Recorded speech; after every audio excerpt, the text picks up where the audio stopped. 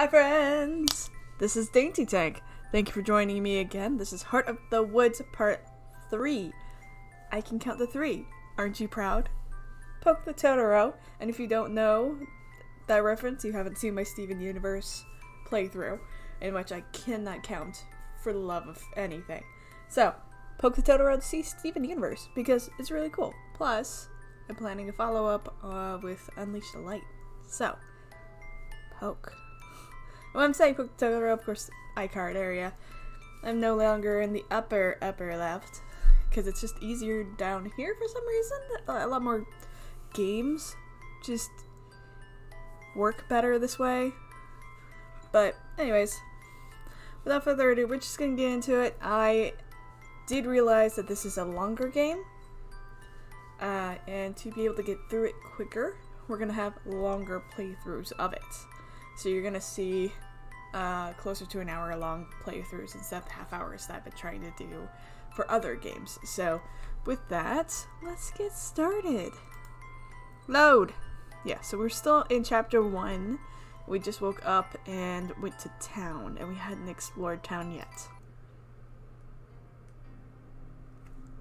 Okay.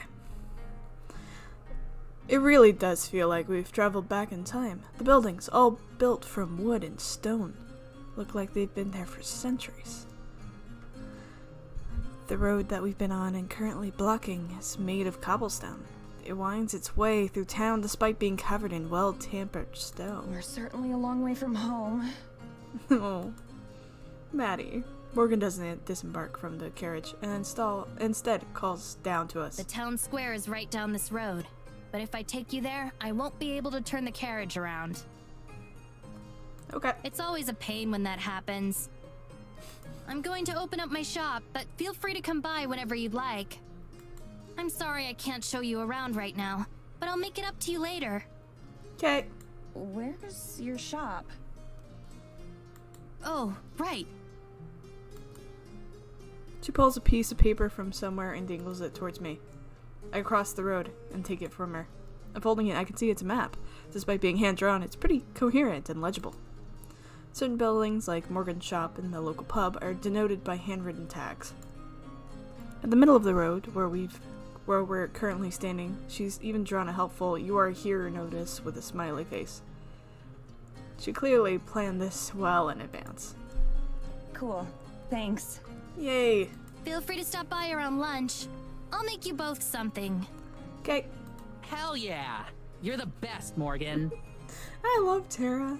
Thanks. Thanks. I know I am. Thanks.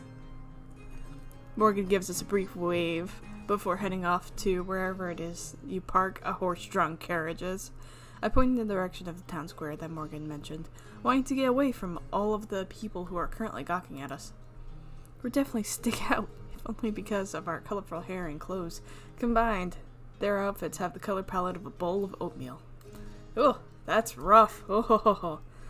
Although they stare, nobody really says anything, either too polite or too intimidated.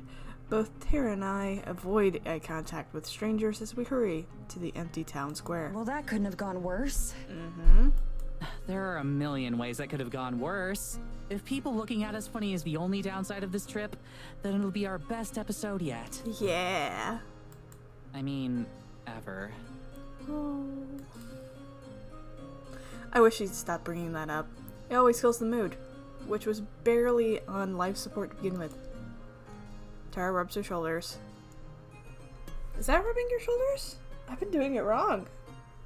Also, how do you successfully rub your own shoulders? Maybe, oh, like this. Oh, having stubbornly chosen not to dress warmer today. Maybe keep reading DaintyTank. Then you'd actually have some context. Okay, ready to get your Paranormal on, Mads? Yeah! I shrug my camera bag onto my shoulder and nod. I suppose there's no harm in spending a little time establishing the location. Might as well get some B-roll while we're here.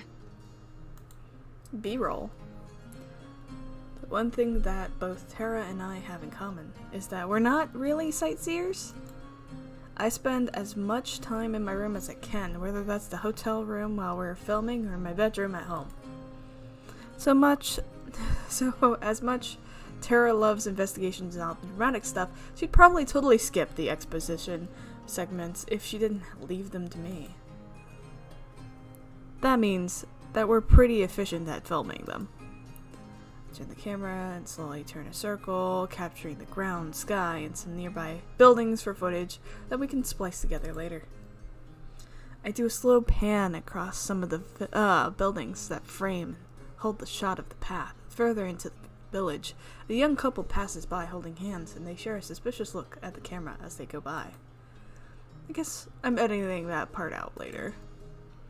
Most of the time, making paranormal videos is just me finding ways to stretch 10 seconds of interesting footage into a 10-minute video. That's something else that we're both good at. The cold wind makes it hard to keep on a steady grip, so I stow the camera and shove my hands into my pockets. Get anything cool? Unable to browse on her phone like she usually does while waiting. Instead, Tara watches from over my shoulder as I record. Not really. There's not much to see here. Yeah, it's kinda less impressive up close. I mean, it's beautiful old buildings. Like, awesomely old buildings. It's the kind of place that you'd expect a tumbleweed to blow through. Like if the climate fit. Wow, you're turning into quite the poet. Oh, shut up. What? It was a compliment. Anyway, since filming the village is a dud right now, we should follow up one of the rumors Morgan was talking about the other night. I'm thinking giant tree spirit. Giant tree spirits. That's the most interesting one she talked about for sure. That's the headliner. We need to build up to that one. Oh yeah, definitely. Picture this. Uh-huh. We head to the woods to get some creepy shots. Do it right around sundown. Make it super ambient. Lots of atmosphere, wind sounds, maybe a wolf howl. Ooh. Oh. This has got it. You've got a good wolf sound effect we could use, right? Yeah, of course. Anyway, I do a narration over all that, introducing where we are and what we're out here looking for. Then we get a sound of a big branch snapping, and just cut the video right there. Tara looks pleased with herself and glances back at me in approval. It takes me a minute to react. So, end the video on a cliffhanger? Yeah, I think so. We can definitely stretch the Eyensfeld stuff into a mini-series or something. We should be able to get at least 3 episodes worth of stuff out here. Oh, that'd be cool. That sounds fine. A snapping branch is a pretty weak way to end it, though. Especially since, like, we uploaded the video. No one's going to wonder if we're okay or not. Oh? Oh, that's true. So you think maybe we just make one long vid? Or end it differently? Maybe a different ending. I'll think of something later. Cool. You're the best, Mads. I can totally see where Tara was going with that to try and, like, draw out the suspense. But yeah, no, Mads is right. Like, logically, you know, the audience is like, yeah, but, like, it's not found footage. They uploaded. I smile, but it hurts a little. I'm sure she's not trying to make me feel bad. She probably doesn't even know that I do. I just shrug, wanting to change the subject. We can also follow up on some of the smaller rumors. Like, in her email, she mentioned mysterious lights out in the forest. Oh yeah, the will-o'-the-wisps. Like a will-o'-wisp? Oh! Are those actually real? Yeah! Tara, love you. You're the expert. You should know that, not me. Tara stares at me, expectantly. Yes, they're real, but it's just swamp gas. Swamp gas? It doesn't matter though, because we need to wait for nighttime for that stuff. It's not very spooky during the daytime. In that case, we definitely want to talk to the locals. See what kind of rumors they've heard of, that kind of thing. To the pub? Right, that's definitely the smart thing to do. We both face back towards the street we came down, where Morgan dropped us off, with all of those nosy people, who just stared at us, but wouldn't talk. Awkwardly. Or we could get some more establishing shots from other parts of the village. I like that idea. Yay! We pick a direction at random and start walking. Oh, that's pretty. Okay, I love bridges. I'm gonna say, I love bridges. Bridges are my favorite thing. And there's a well? Oh, and look at those glass. Like, I love all of this. This is great. As we head further into town, it starts to get more lively, and there are more people around. That might just be the time of day, though. A couple of folks shovel snow in front of their homes. A couple of kids run up and down the street, accompanied by a sagging basset hound. Oh. That's the basset hound, not me. I haven't gained that much weight during quarantine. No. A woman wearing what appears to be an entire bear for a coat shuffles past us. Wherever we go, the villagers watch us unabashedly. No one makes any attempt to talk to us, and the conversations fall silent whenever we come near. I wonder if there was some sort of order given to not speak with us, or if it just happens naturally. Either is an option here. I try to force myself to ignore it. We're not doing anything wrong. We're just a curiosity. The only interesting thing about us is our out-of-townness. Morgan said that there are rarely ever visitors out here, and it's not hard to imagine why. There doesn't seem to be much worth visiting. Still, if you're going to keep this up, it's going to make those interviews even harder to do. Tara taps on my shoulder, nodding in the direction of some of the observers. Is it just me, or is there kind of a creepy serial killer vibe going on here? Oh no! Oh my god, can you not? Oh my god, can you not? Hey, I'm just kidding. Just trying to lighten the mood a bit. With serial killers? I mean... No. Just... no. My reaction having ruined any chance at that, neither of us spoke again. I unpack the camera again and film a few of the storefronts as we go. As long as I'm surreptitious enough, most people don't notice and thus don't change their behavior. Inevitably, whenever someone does see me filming, they tense up and just stare, ruining the take. It's like they've never seen the camera before. Maybe that's not far from the truth. One thing I have to give to Eyensfeld's credit is that there's more personality in its construction than I thought at first. I mean, look at that cobbled way, and they've got actual, like, concrete sidewalks, so they absolutely know how to do good construction. Oh, that's gorgeous! I'm sorry, I'm not reading for a second because I'm just taking this in. Oh, look at that cobbled front, all of those trims through here, and all of the work on the glass. And it's just everywhere. Okay, one of the major curiosities from my area growing up, I lived in rural North Carolina. Across the state line is Helen, Georgia, if you've ever heard of it. Back in like 50s, 60s, 70s, somewhere in there, they were basically just a town, kind of run down.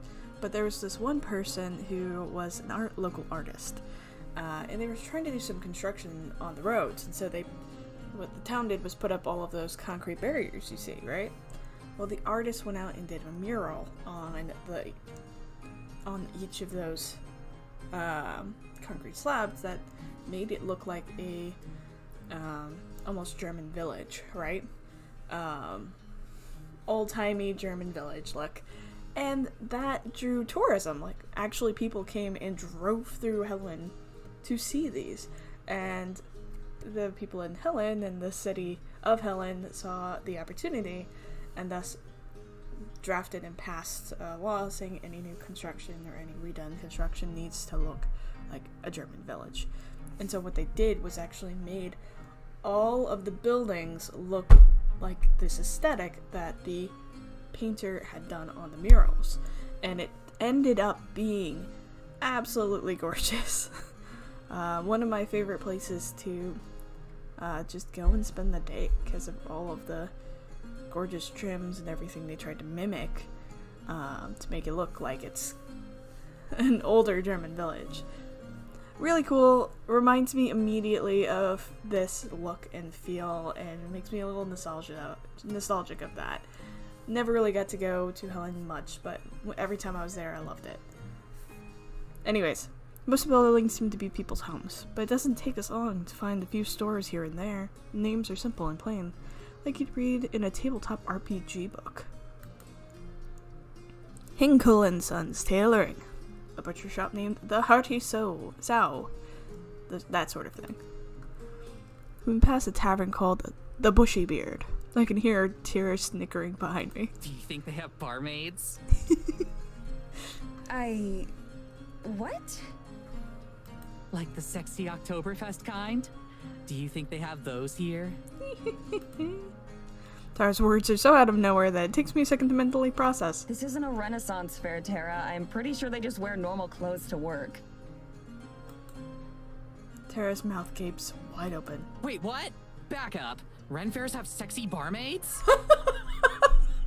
Oh, love it. Where else did you think they come from? I have no idea. I always thought those things were just full of boring stuff. What? Not at all. They have swordplay demonstrations or time period appropriate foods. Some local experts will give talks or lectures on certain topics, and... Like I said, boring stuff. Oh, Maddie. Whatever. There's more to it than just cosplay. I bet you'd actually like it if you went with me next time. Plus, I thought you loved history now. Oh, snap. Oh, snap. Yay, Maddie. Not the boring kind of history. Duh. Ren fairs are really awesome. Give it a chance. How are swords boring? Good point. Shira has a sword. Revolutionary girl Utina has a sword. Swords are kind of a lesbian thing. Whatever, Mads. She walks away. How did I manage to lose an argument she started? We cut a slow but steady course through the village. Despite how random the layout seems, it's impossible to get lost. All the roads seem to lead back to each other. I'm so used to sounds of busy intersections and highways that the near silence here is almost unnerving. I can appreciate the serenity and calm of it all, but I think I'd go crazy if I had to live here. We're not even a full day in, and I can't help but miss my cozy apartment and the convenience of city life. Oh, we're back here. Eventually, we take a path that leads us back to a familiar site, the town square that we visited right after Morgan dropped us off. According to my phone, it's been a little over an hour since then. Still too early to meet up with Morgan for lunch. Guess we'll keep putting this off for we can't keep putting this off for any longer. I think I have enough of the town now. Do you want to start interrogating the villagers? Interviewing.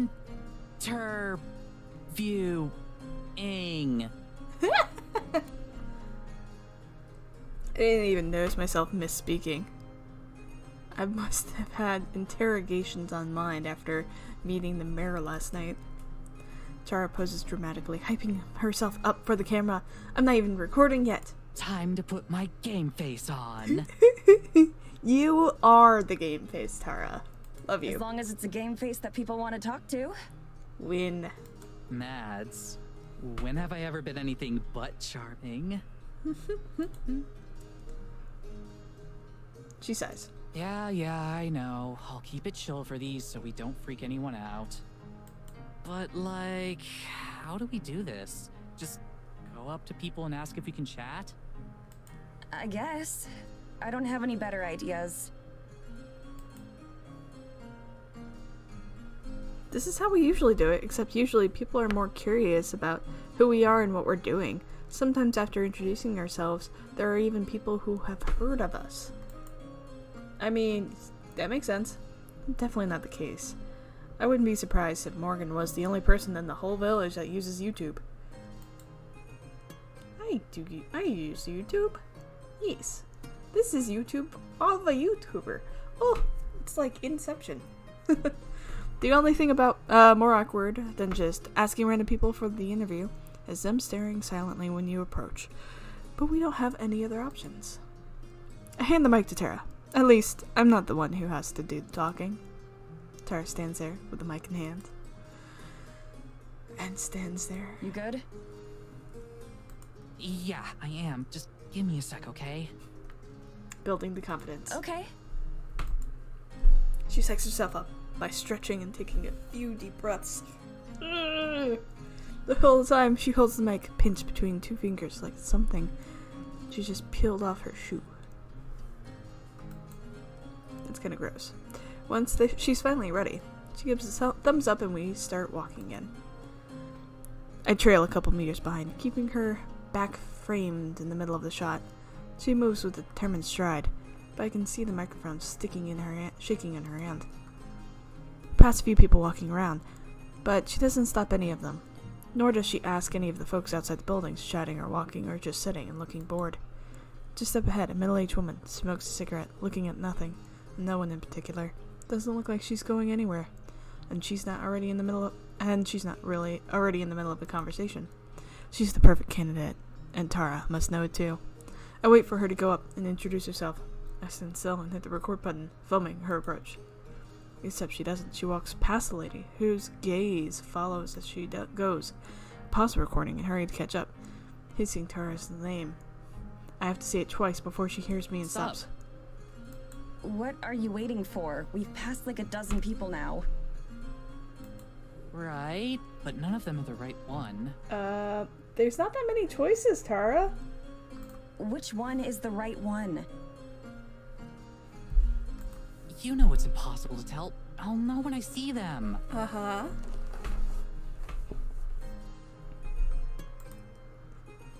I roll my eyes, but I don't chastise her. She's trying her best. Oh, okay, here we go. Get ready.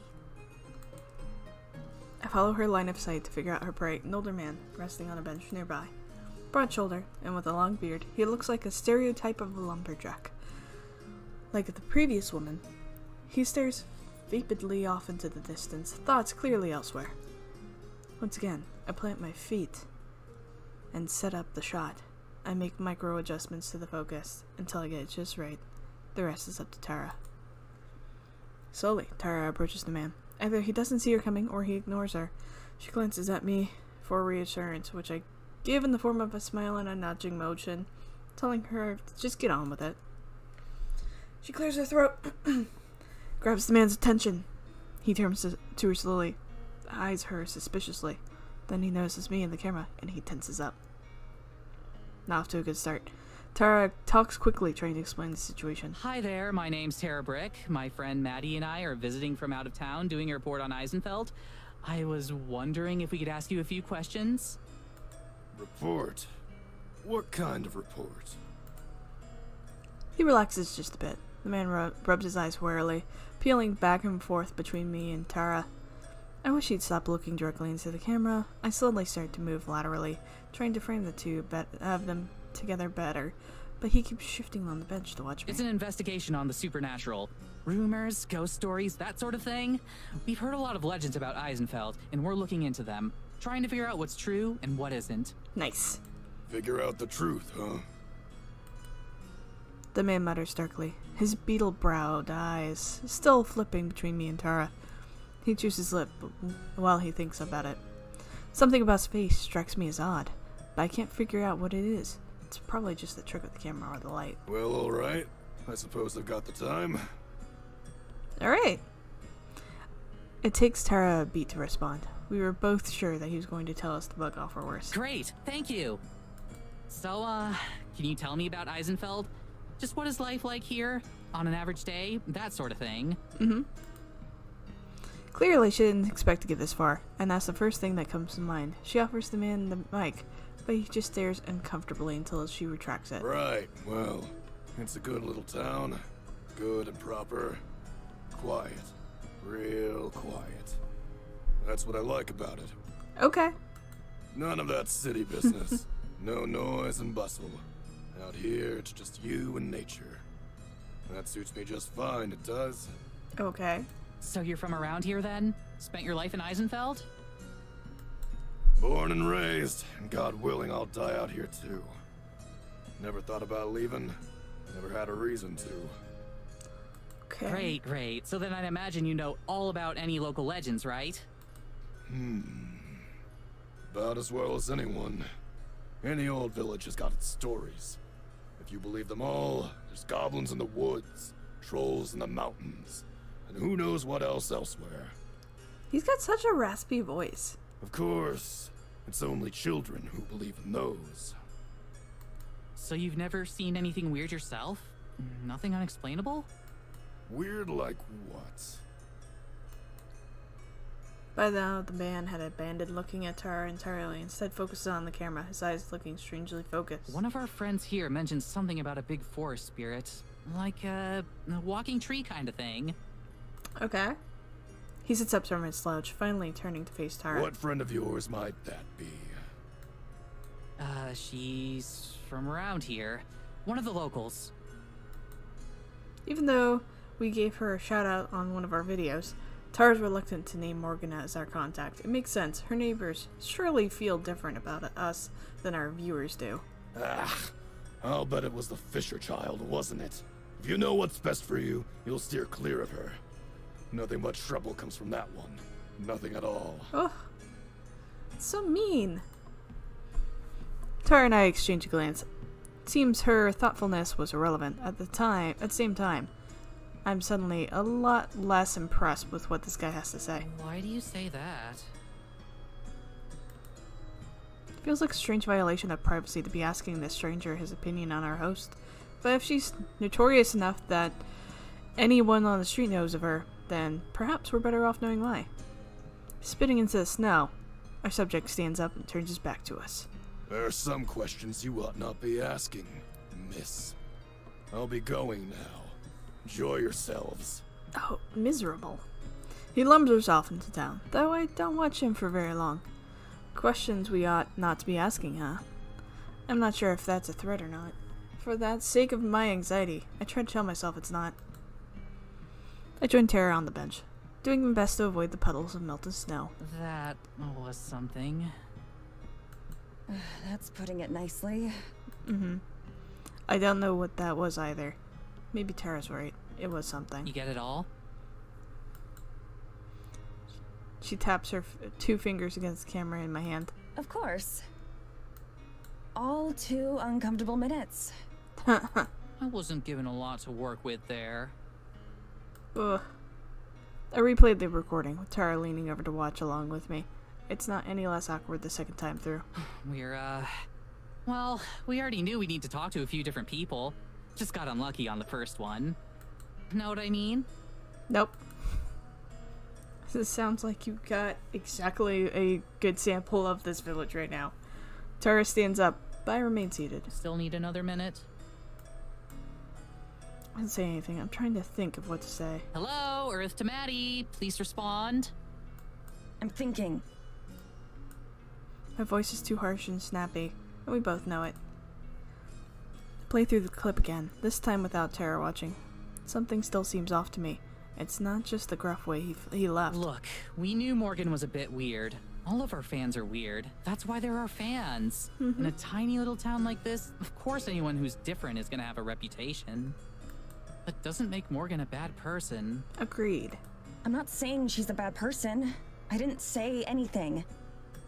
But if you had to ask, I'm sitting here thinking that it's really freaking shady that a guy just guessed we were here with Morgan, and then that he up and left as soon as he found out.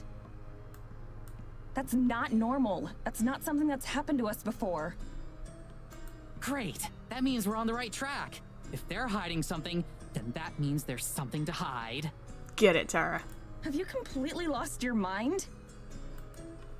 This is ridiculous, even for Tara. I can understand her wanting to give Morgan a chance, but actually buying to her nonsense? Tara nods and looks down at her feet, brushing some snow off her shoes. It's only been a couple hours, Mads. He's just one old cranky geezer. Please just try to have some patience on this one, okay? For me. I check my watch. It hasn't even been 2 hours. That only makes her more right, as much as I hate to admit it. Sighing, I place my head in my hands. Sorry, I'm still tired. It's okay. After a long moment, I stand. Wanna find somebody else? Guess we oughta. Yep. We traipse wordlessly through a town a bit more. I keep the camera stowed. I'll set it up when we find someone. Now that we've been burned once, I start to understand why Tara was so reluctant to speak to anybody. What once seemed like people tightening their clothes against the cold now seems more like they're turning their shoulders towards us. A suspicious number of folks look away from us to cough. The amount of times we pass by the same places certainly doesn't help our appearance.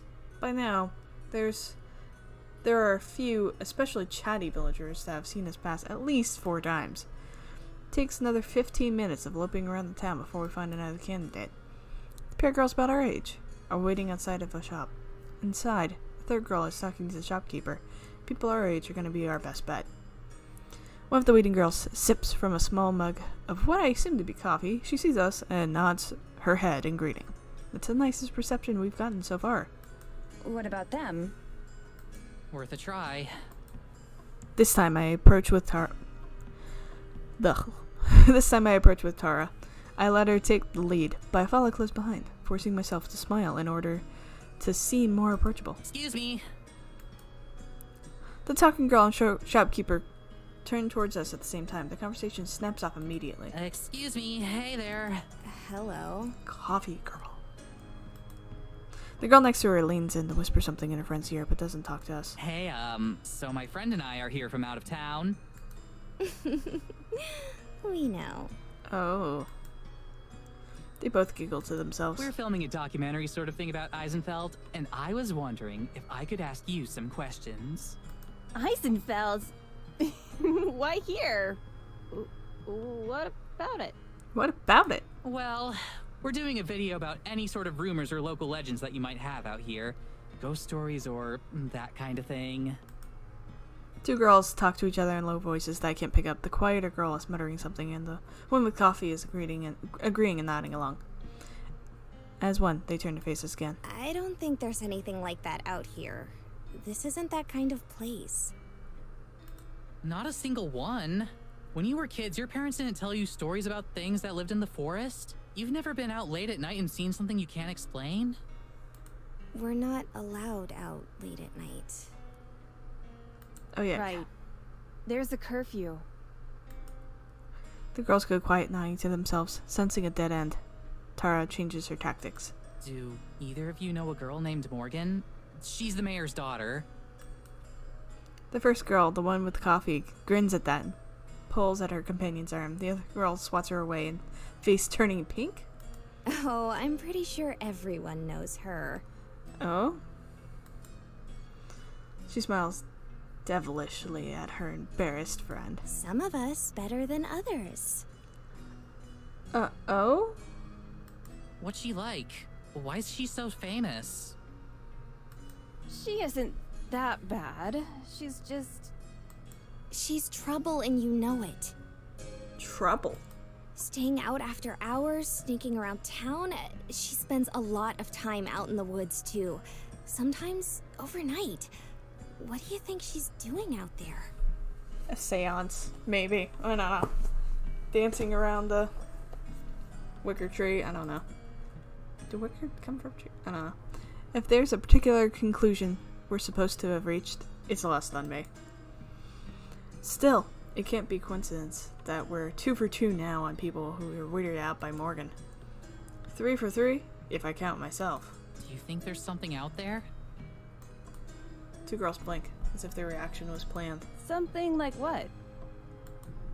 Tara shrugs. No idea. Like I said, that's what we're researching. I don't think you'll find anything like that here. I'm sorry, but this isn't a very interesting place. Uh-huh. Right.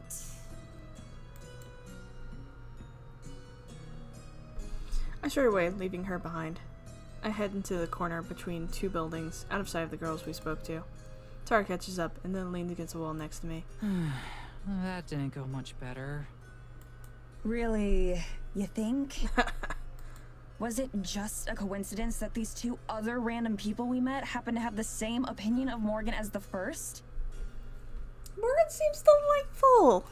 She didn't tell her mom, the mayor of the whole town, that we're going to be staying in a cabin that her mother probably owns. Yes, that is bad, but there is probably a reason, especially since the mother seems to be the one who controls the town. So, trying to get away from that control must be very hard. For a month. Yeah, yeah. She rambles off stuff that makes any one of our videos look like an episode of Scooby-Doo, and then the next morning just dumps us off in the middle of the village.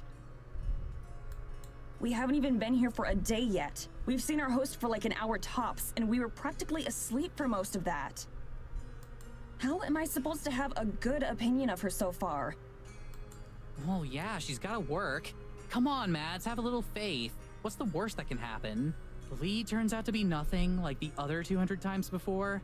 Some girls gossip about us, an old bum tells us to get lost. 207. And the worst part is that the whole town hates us while we're stuck here after spending thousands of dollars to cross the world. Oh. To live in a wood cabin with no phone service and barely any internet. For a month. If each of your projects takes a month to film and, like, do 207 episodes is insane. Like, how long have you been doing this? You've got to see the problem here, Tara. Tara sighs and throws up her hands. Okay, so what? What is it that you want me to do? We're here and you hate it. I get it. So what's the solution? What is it you're hoping for here? Good point. Like I said before, let's just deal with it. Make the best of it we can, and try to have some fun. That was the whole point of this thing. It was supposed to be fun. Yes. If she's trying to encourage me, she's doing a terrible job at it. Whatever. Let's just get this over with. Well, whatever, let's get this over with is the month. So, Maddie, you're kind of walking yourself in a circle. And this time, don't mention Morgan. If nobody here likes her, then you're probably better off not bringing her up. I can see that she wants to say something, probably argue, but then she deflates and nods. Okay, no Morgan. She goes quiet for a moment, staring off into the town. She takes a breath and sighs, visibly relaxing. She starts to lead the way, not looking back at me. I feel a sharp pang of guilt as I stare at her back. I did promise to try, and here I am again, making everything worse. Tara. She stops in place. Sorry. Again. Really. She smiles a bit sadly, but shrugs. I get it, Mads. We're cool. Let's go. And there's a lot more Paranormal in our future.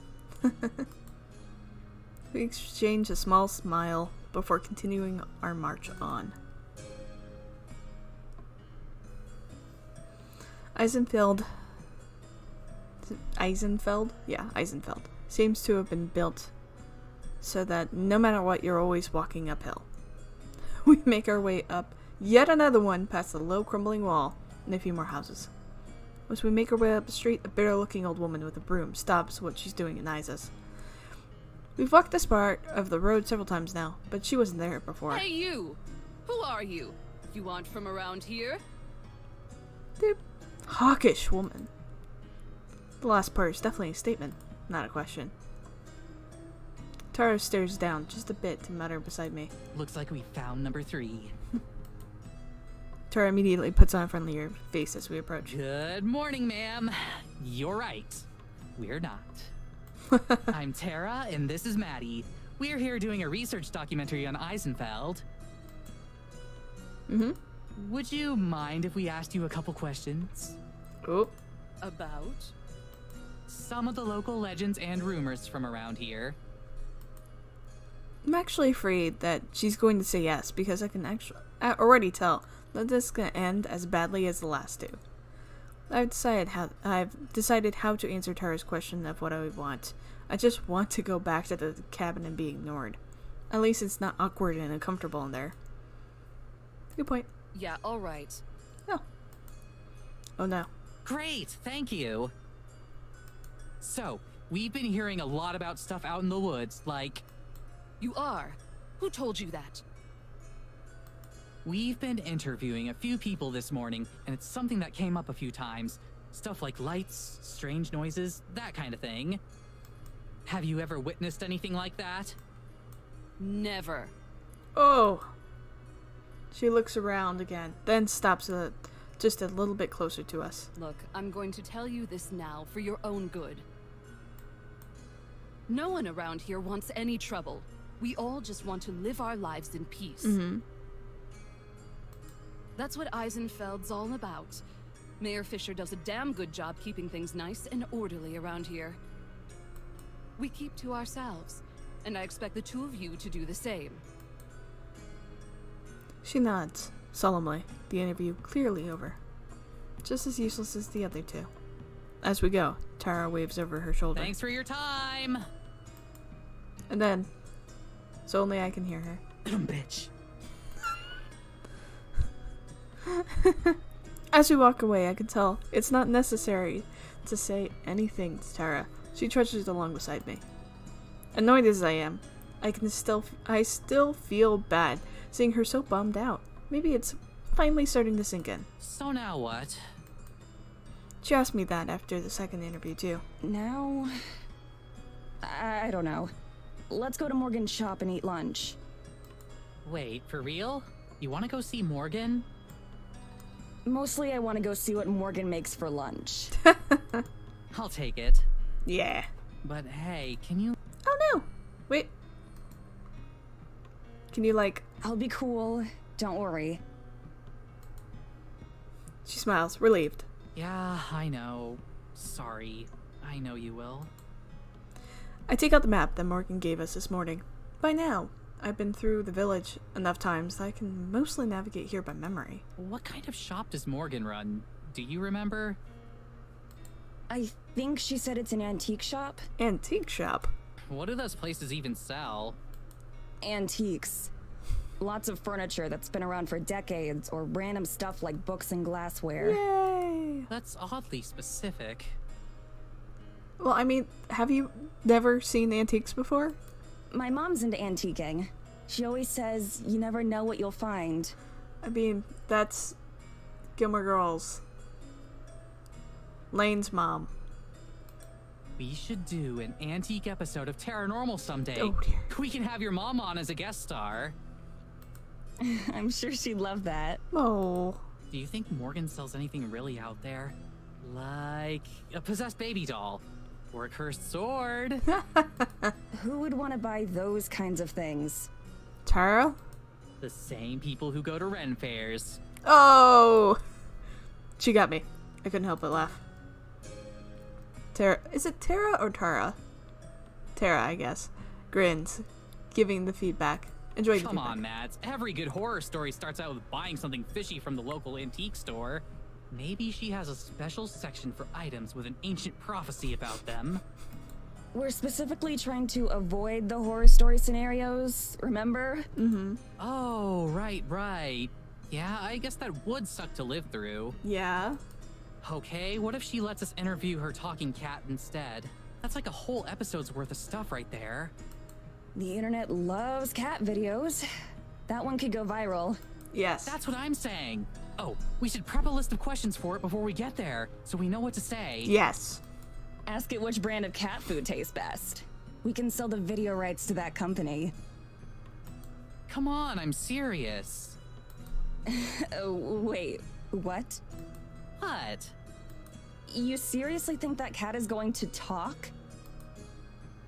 Tara shrugs, looking like she never questioned the idea. We're just trying to be prepared. Good.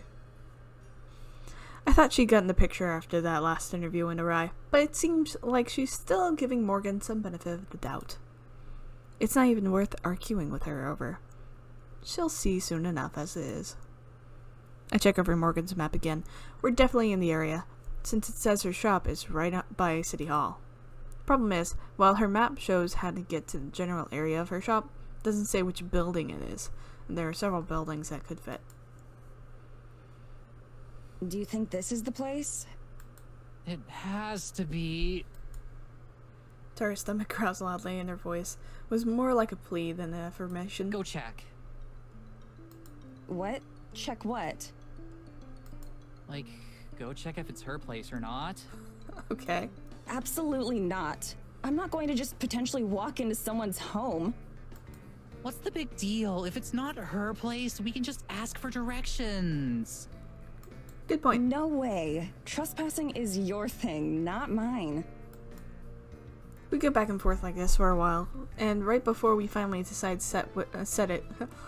settle it, I guess, with rock, paper, scissors, Morgan herself pokes her head out the door. Hey, you two. I'm in here. For the first time since she met us at the station, I'm generally relieved to see Morgan. Morgan holds the door open, a book under her arm and a cup of coffee in her free hand. Tara turns to me and talks in a quiet voice. Ready to uncover some ancient treasures? Lead on, Indiana. She doesn't need telling twice. Tara practically dashes the rest of the way inside, nearly bumping into Morgan as she goes. I nod stiffly at her as I enter more slowly. The door slams behind us. Morgan flips the sign on the door to close, although it's clearly invisible from the outside. The shop looks like as no words and stuff. Whew. I am very glad for the voice acting. Makes it easier for me to just be able to do this for longer. Whew. Okay. Her shop looks just about how I expected. Piles of junk are strewn across chipped shelves. Many items are displayed so much as they appear to have been tossed and then forgotten. I don't know. I think this is cool. The layer of dust covers everything. Look at that old style cash register. Tara is already bopping about the floor. Words, you can do this.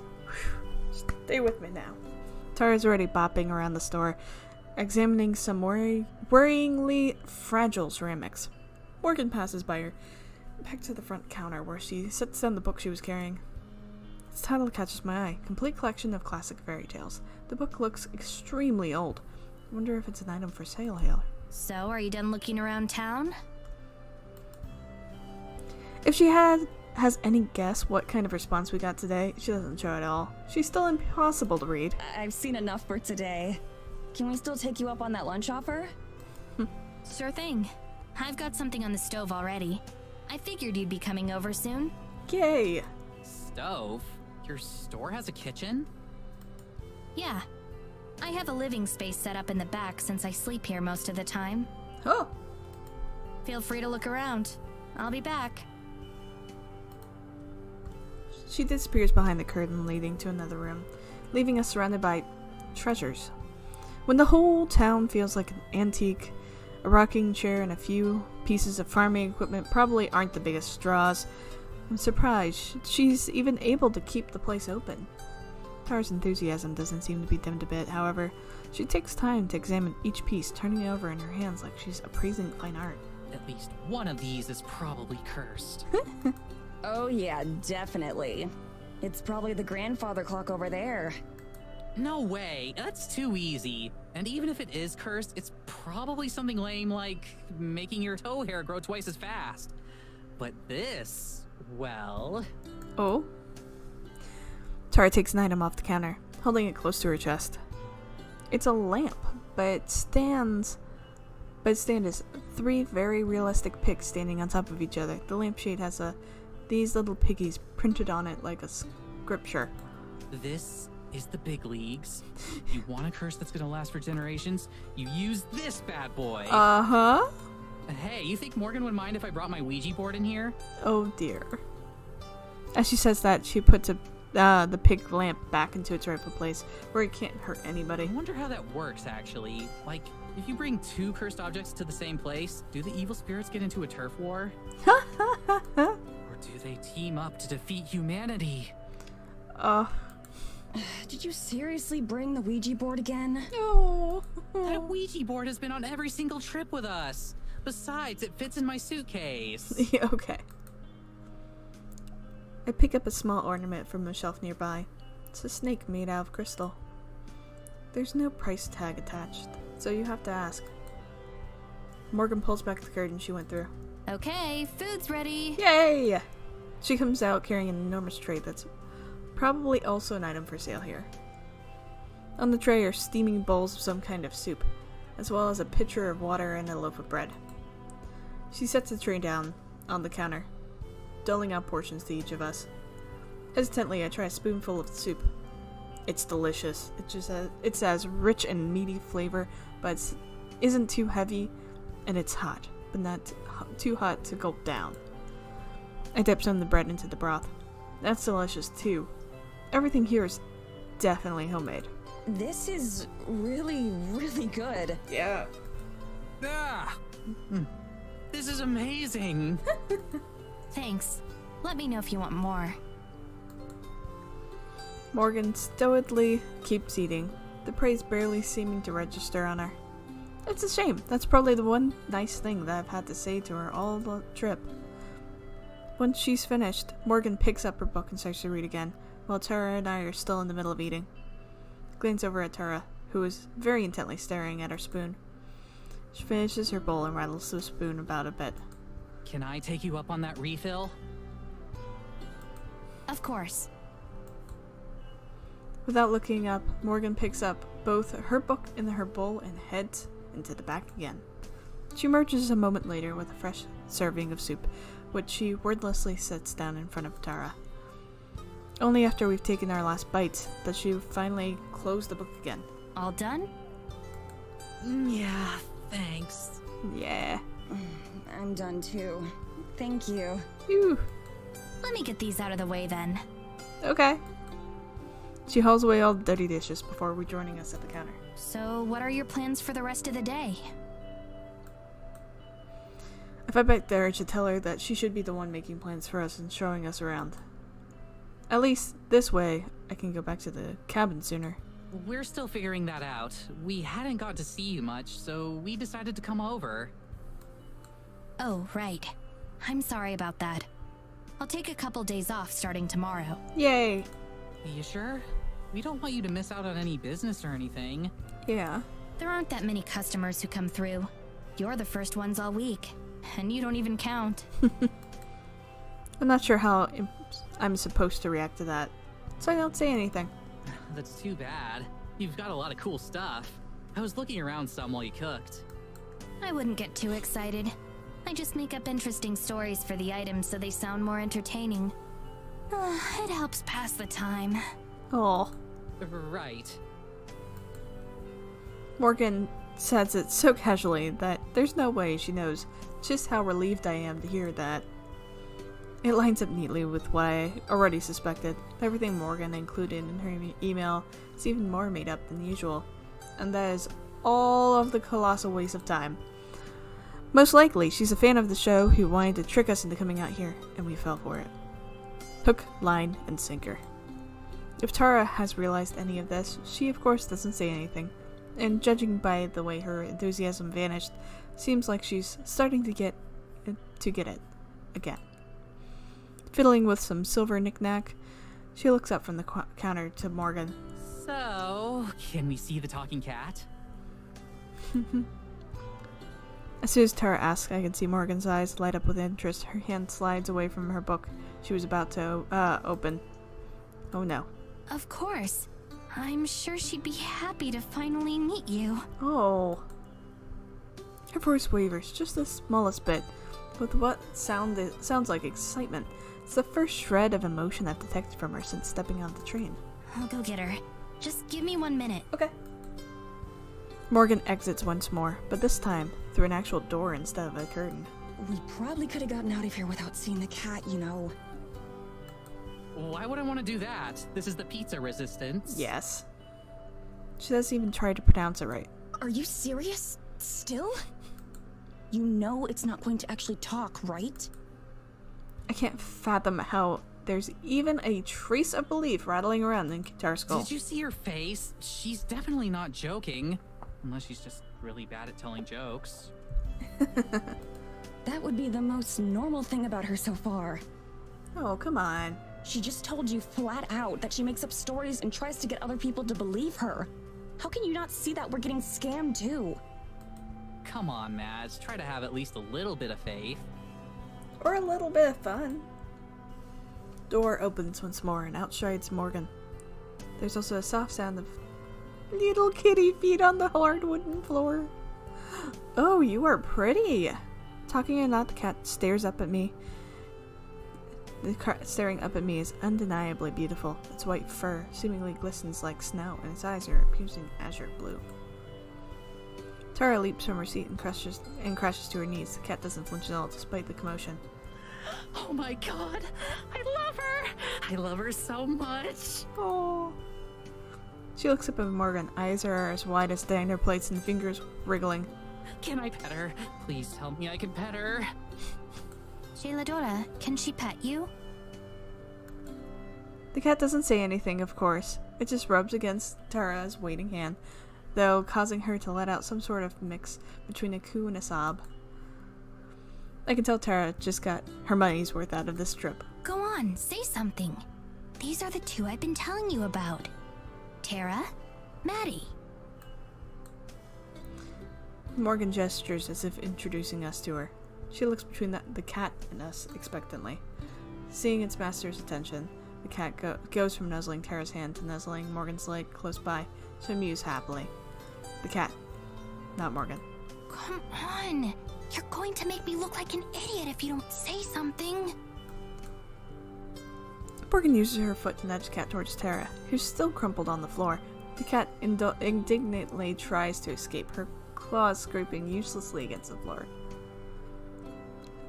Finally, Jailadora scurries away, sitting back and licking a paw, her tail switching rapidly as she and Morgan stare at each other. And then, absolutely nothing. What a surprise! I'm not even disappointed, just vindicated. Even Tara's enthusiasm is gone. She coos at the cat half-heartedly. But overall, she's just trying to give Morgan an out. Come on, Jailadora, they're waiting. That's quite the name. It's like watching a car wreck. I can't look away. Morgan sticks to her act, scowling at the wholly mundane cat. Doesn't seem to faze Jailadora, who simply yawns and stretches back onto the floor, just out of Tara's arm's reach. Pretty cat, though. Whatever previous excitement she had just about evaporated and is instead replaced with some kind of mixed frustration. That's when I start to realize a horrifying truth. She finally looks away from us, twisting her fingers together and gritting her teeth. When it seems like she's decided on what to say, she turns back to us. I'm sorry. I don't know why she's being so stubborn. Well, you know how cats are. Tara manages an extremely fake laugh as she gets up and steps closer to me. Tara was right about one thing, after all. Morgan wasn't lying to us, but now Tara's realizing where she was wrong. Morgan's also crazy. It doesn't seem like she's acting. It seems like Morgan's generally shocked that her cat didn't greet us by name. She talks to me all the time. I told her you two are trustworthy. That should be enough. It's fine. I'm sure she's just shy. Don't worry about it. Yeah, she just met us. We've got plenty of time for her to warm up to us, right? Uh-huh. Oh, yeah, exactly. We should probably just give her some space for now and try again later. Maybe in a few days. Oh. At this point, I don't care. It's a good thing I've played along with everything so far because it allows us to make a diplomatic exit. I guess you're right.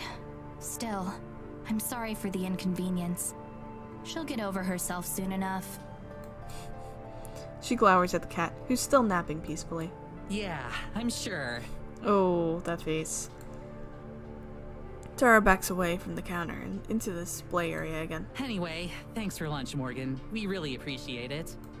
We, have a couple more places we want to check out today, so we'll probably head out again. Okay. Come back here when you want to ride back to the cabin. Her expression is back to unreadable. Right, sure. Thanks so much. Good to meet you, Gelato. Gelato! Tara waves at Geladura, whose ear twitches, but otherwise can't be bothered to acknowledge us. The heavy door slams shut behind us as we step into the cold. I wonder if Morgan will remember to switch the sign back the other way. Outside, the wind has picked up a bit, and there are clouds starting to close in. The nice day that we had been shaping up seems like it might not happen. Alright, so I'll admit that was kind of awkward. For everyone involved. Great, I'm glad you can admit it. That doesn't help us any. Next time we see her, we just won't bring up the cat. Hopefully she won't either. We can just pretend it didn't happen. Next time? What do you think is going to happen next time? That she was saving the good cryptids for the second time we hang out? We can ask her about the spirit or the lights, that kind of thing. We Yep. get some spooky shots of the woods and we're golden. We are pros at making that kind of content interesting. Usually we have at least something to work with. She made it up. There is no dark side to this sleepy, boring mountain town. It's just a boring mountain town, and she pretty much straight up admitted to that. I don't get how you aren't as upset about this as I am. We just spent thousands of dollars to fly across the whole world for a month. And the person who invited us out here is either a liar or a lunatic. Ugh. It's only been a day, Mads. We've only seen a fraction of what there is to see around here. Just give it some time, all right? Yeah. It's been a day, and look where that got us already. Literally every single person we talked to told us to stay away from Morgan, and then we saw it for ourselves. How are you not pissed off about this? Ugh. Tara shrugs. Don't you think you're being a bit harsh on Morgan? She's been super cool with us. Like, okay, yeah, the cat thing was weird, but it's not like she tried to hurt us or anything. I start to shake my head, forcing myself to cool off. I keep getting too worked up over this. I can't tell if Tara's being intentionally stubborn or what, but technically, she's the one who bankrolled this whole trip. I'm still getting paid for my time here. So if she's not upset about wasting all of that, then fine. I'll meet her at the train station in a month, and she can do what she wants. I don't need to get so bent out of shape. Okay, you're right. Maybe she's fine. Anyway, I'm gonna go back to the cabin. Are you coming with me? Wait, already? Yeah, I've got enough to get started. Plus, I need to unpack. Oh, okay. You gotta ask Morgan to hitch up the carriage? No, it's fine. I'll walk. Oh. You sure? Yeah, I seriously don't think I could get lost in this place anymore. She seems uncertain, probably because of my sudden mood swing. Okay, I'll probably do another lap around the village. Maybe get Morgan's input on some stuff. Good idea. Okay, see you later then. See ya. See ya. Aww. Turn and walk away, so I don't have to see her staring at like a lost puppy. She'll get over it. As I head through town and back towards the path that led me to the cabin, I walk fast and I look down for most of the way. Nobody seems to stop me or talk to me, and if anyone's staring, then I don't catch it. Trip back to the cabin is easy, although it takes me about half an hour on foot. Nothing else I should be in pretty good shape after all this walking by the end of this trip. I spend the whole walk fantasizing about home. My comfy bed, my film collection, our cat BT. Our cat. So, is Tara and Maddie living together? Is that how this is? Our cat BT. Well, technically, he's Tara's cat. Yes! Okay, thank you. I was wondering about that. He's Tara's cat, but I take care of him most of the time. Speaking of cats, I wonder how Tara will explain to Morgan why she's on her own. Well, that's her problem, not mine. Woohoo! Alright. I'm gonna end this here because it's been a while and I wanted to make sure to get a good chunk of story in, and I think that was. They're definitely kind of making it seem like Morgan's crazy. I don't think Morgan's crazy. to me, I really think that Gelladora probably does talk to Morgan. Probably. In this story world. In actual real life, no, I'm very much a skeptic. But in the story world, they're making it seem, and the setup is, she's crazy, which means that there's going to be a turning point in which we find out, wait, no, the whole town is in on this, maybe conspiracy. Almost like, what was it, Wicker Man or something that Nicolas Cage was in? Whatever. It's okay. Subscribe, much like Paranormal. Subscribers are very important, because what it does is it signals that, you know, this is good content, that you enjoy hanging out with me and, you know, watching this and being a part of just this interaction back and forth. I'm really enjoying this story. I hope you are. Please tell me down below. Where do you think this is kind of going? Is it going to be the setup I'm thinking of, in which that Morgan is going to be portrayed as crazy and then it turns out no? Or is it going to be some other kind of subplot? I'm really excited to hear your thoughts. I message back, I promise. Pinky promise. Alright, I love you all. I'll see you later. Stay safe. Bye!